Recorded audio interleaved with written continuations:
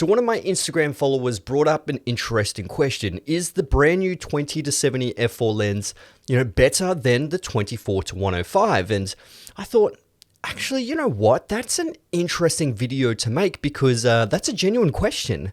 I said that the 24-105 is pretty much one of the best sort of all-round lenses for the A7 IV.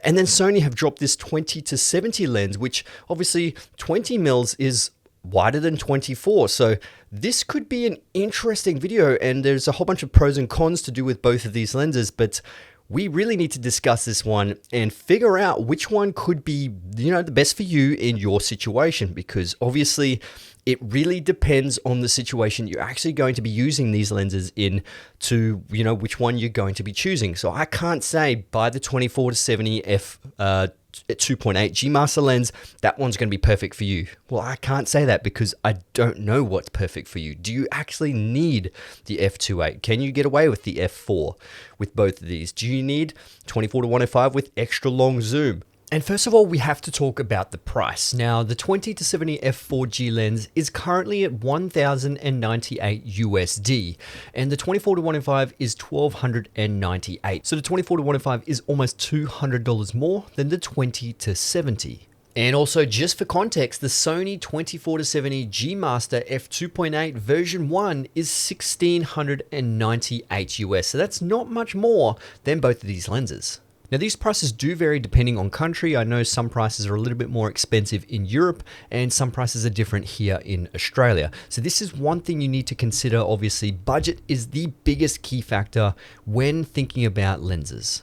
So right from the bat, the biggest differences between the 20-70 and the 24-105 is obviously the focal range. 24-105 is it pretty much do all focal range. 24 is really nice and wide, and 105 is quite telephoto that can get you out of a lot of, tricky situations that you don't actually have to get closer because you can just zoom in or punch in with clear image zoom on top or APS-C crop mode with the A7 IV, and you've got, a pretty decent range.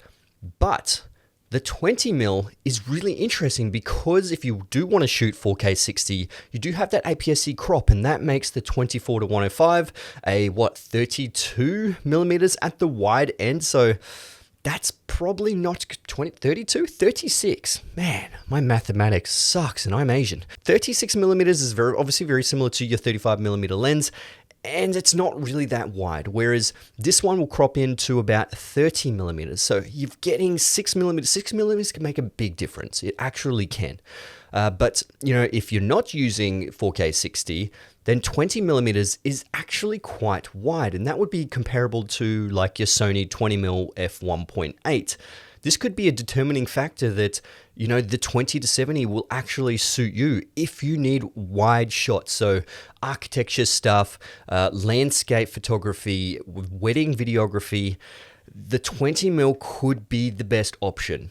But if you're someone who needs that longer focal length, like I said, the 105mm plus your clear image zoom or APS-C crop, this is going to be probably your best bet because you can just get that extra range, and punching into 105mm at f4 gives you extra amounts of bokeh in comparison to a 70mm at f4. Image quality is something that is rather subjective, but in lens cases is actually objective. There's either a really non-sharp lens or there's a sharp lens. It's sharp in the center, soft in the corners, or it's sharp all the way through the cross of the frame. And 20-70 actually does that. It's pretty sharp in the center and, pretty sharp in the corners as well.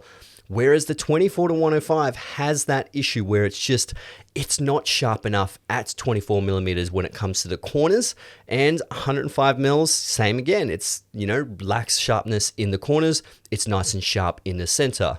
So if you do need that edge-to-edge sharpness, the 20-70 would probably be your best bet. Sure, you can stop down the 24-105 to make it a little bit sharper. That makes a bit of a difference. But if you're, already at f4, you don't really want to be stopping down even more, losing that depth of field, but then also losing the light. So you're going to need to add light in or increase your ISO, and you don't really want to do that. So I think overall, in terms of image sharpness and quality, the 20-70 definitely has it on the 24-105. And for the main fact that this is a brand new lens. Sony are working really hard on making, the brand new lenses extremely sharp and really good image quality.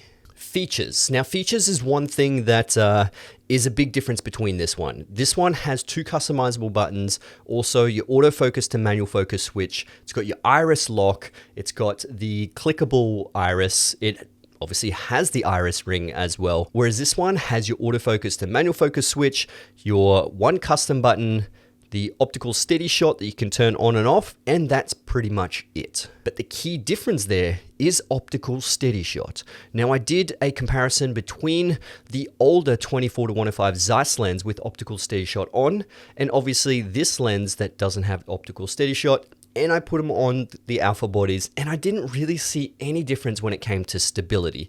They were pretty much of a muchness, and not having OSS isn't a deal breaker unless you have the FX6. Now, the FX6 obviously relies on stability. It needs a gimbal, it needs heavier weight, but also it could need optical steady shot. And that's where the 24-105 obviously shines against the 20-70, because it takes out all those micro jitters and you can actually hold the camera nice and steady. But when it comes to the Sony alpha bodies like the A7 IV, it's got IBIS inside the body and active steady shot as well. So this one is still going to keep up and it's going to be pretty much exactly the same. But if you do have an alpha body that doesn't have IBIS, that's where the 24-105 obviously shines, because you need some form of stability, especially in the smaller alpha bodies, because they're so small, so light, you will see a ton of micro jitters if you're filming handheld.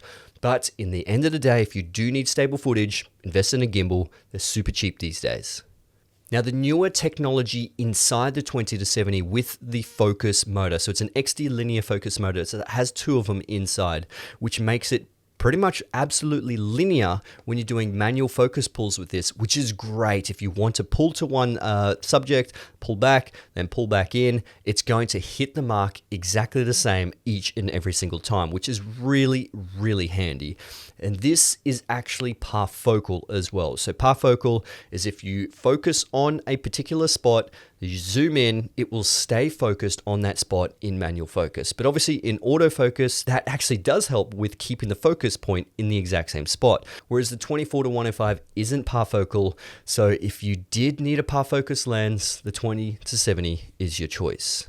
Now, custom buttons isn't really a thing that I use when it comes to lenses, but it could be a pretty big game changer for some people who actually do a lot of run and gun work and need really quick, accessible buttons. And this one obviously has 2 custom buttons on it, one on the side and one on the top, whereas this one only has 1 custom button on it. But obviously, you can customize your Sony alpha body to have certain buttons in certain situations. So it really depends on your workflow there. So it is much of a muchness, but having an extra custom button could be a bit of a win for you guys. I think overall, if you're going for a one and done lens, the 24-105 would probably be your best bet. It just really depends on the situation. Do you need a wider field of view with 20 millimeters? Or do you need a longer field of view with 105 millimeters? When it comes to specs and image quality, much of a muchness. Sure, the 20-70 does edge out the 24-105 when it comes to image quality, specs, overall just build quality and autofocus speed, all those kind of things. The 20-70 is better. It's a brand new lens, so you would expect it to be better.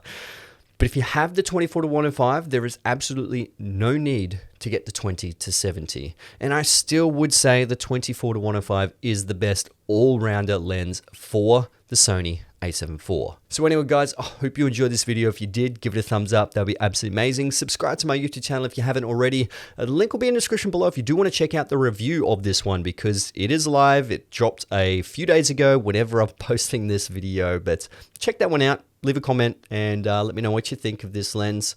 And yeah, I'll see you guys in the next one. All right, let's get it.